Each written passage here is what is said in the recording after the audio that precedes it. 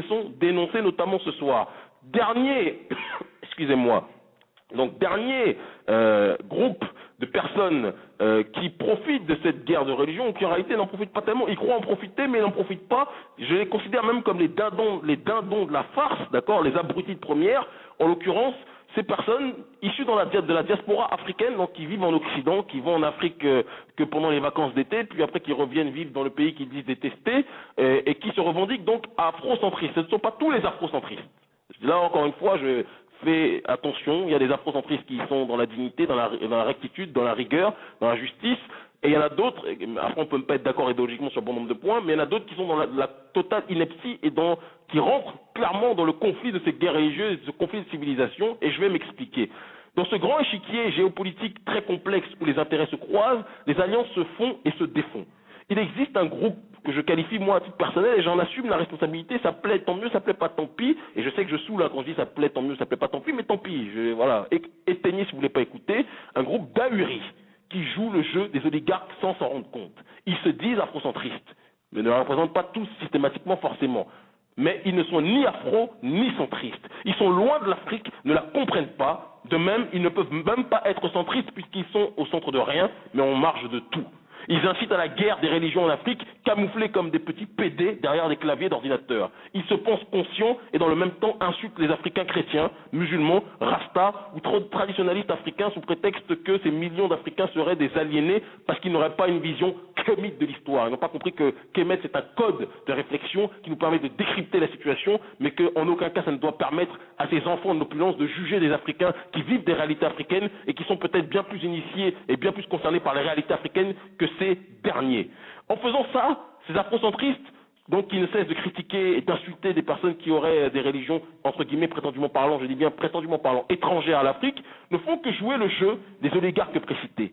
Là où les miliciens d'AQMI, ces assassins, sont au moins payés pour faire ce sale boulot, ces afrocentristes de pacotille, bien souvent installés dans les bibliothèques de Paris, eux, le font gratuitement, devenant des idiots utiles des oligarques qu'ils pensent combattre. Dans le même temps, ça montre que ces afrocentristes sont de véritables ignares de la culture africaine. Car tout Africain sait qu'à la base, la religion africaine est bipartitionnelle. Une partie ésotérique réservée aux initiés, un très petit nombre de gens par essence, et une partie exotérique réservée à la masse. Or, dans la société traditionnelle, écoutez bien ce que je vous dis s'il vous plaît, le volet exotérique était enseigné via les métiers. Le tisserand apprenait la cosmogonie via le métier à tisser. Le forgeron apprenait les principes de théologie via ses outils de travail et ses méthodes de travail. Ainsi de suite pour les autres métiers. C'est quelque chose que je continue à voir là où je suis installé sur le continent africain, contrairement à ceux qui sont dans les salons parisiens.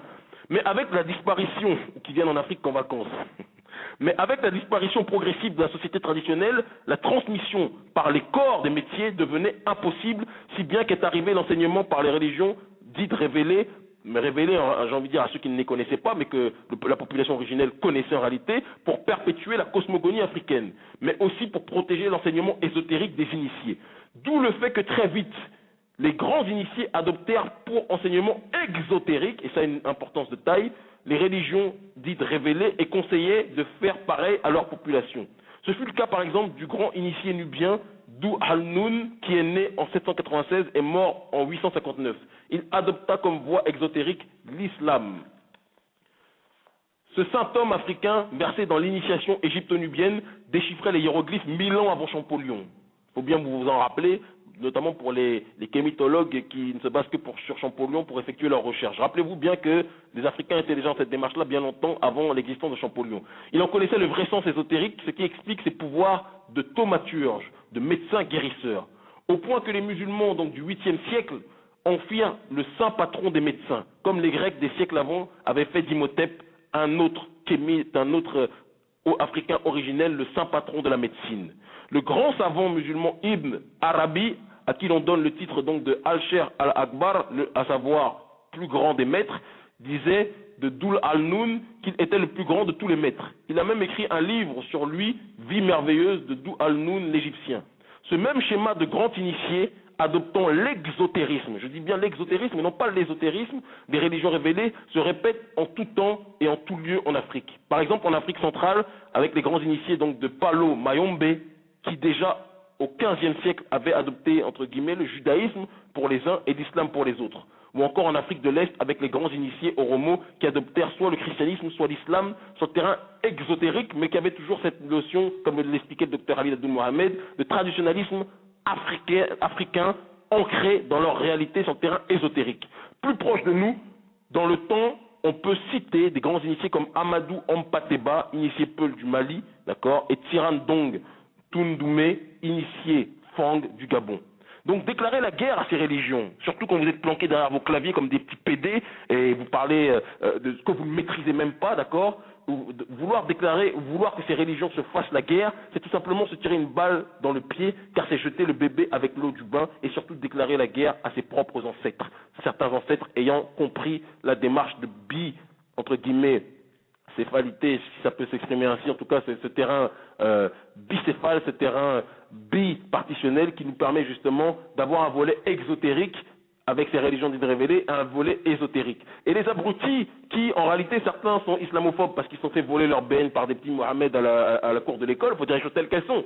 Ceux qui ne sont pas fait voler, ils ont peut-être un autre degré de réflexion ou qui ont pu vivre le racisme qui existe, et je l'ai rappelé, je le redis, en effet dans le monde arabe, sont tombés dans une islamophobie primitive, primaire, ou une christianophobie primaire, mais ne comprennent pas que certains initiés ici qui pourraient leur apprendre la vie, parce que ces gens-là traitent les Africains sur le continent d'aliénés, d'accord, ils disent il faut restaurer la religion africaine alors qu'ils ne savent pas que les manifestations continentales religieuses et diasporiques sont plurielles, elles sont issues d'un même cadre, en l'occurrence, et un même logiciel originel. Farah Atoumra Djezer de Shabazz, c'est lui-même de quoi je parle, puisque ça a été le premier à l'énoncer pour la population, mais il n'en demeure pas moins qu'à l'heure actuelle, si nous devons être dans le cadre des constatations et d'une véritable réflexion poussée, celui qui veut aider la population africaine à se développer ne doit pas être dans une ineptie qui consiste à dire on doit éradiquer tout ce qui n'est pas du vaudou, tout ce qui n'est pas du culte fang, tout ce qui est de l'islam ou du christianisme, on doit éradiquer. Parce que si vous dites ça, vous qui êtes planqués comme des petites tafioles derrière votre clavier,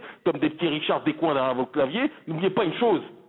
Vous êtes en train, à l'heure actuelle, de tirer sur vos propres frères, sur vos propres familles. Ce qu'il faut, c'est pousser les nôtres à se souvenir qu'il y a un socle spirituel commun, un socle traditionnel ésotérique commun.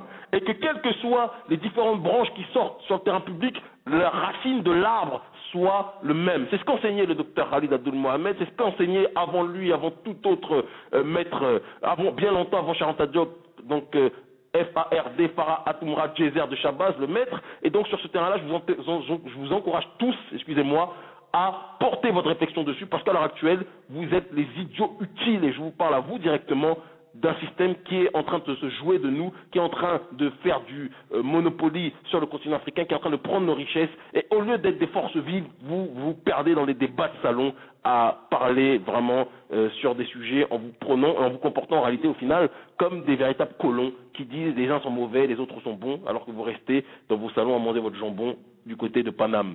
Comprenne qui pourra. C'était donc la chronique à qui profitent les guerres religieuses. Vous l'avez dit, vous l'avez entendu donc, il y a les oligarques africains. Il y a des idiots utiles de la diaspora qui se présentent comme afrocentristes mais qui ne sont centrés sur rien, qui ne sont sûrement pas afro, amoureux de la femme caucasienne qui sont pour beaucoup d'entre eux, une petite case dédiée à Émilien d'ailleurs.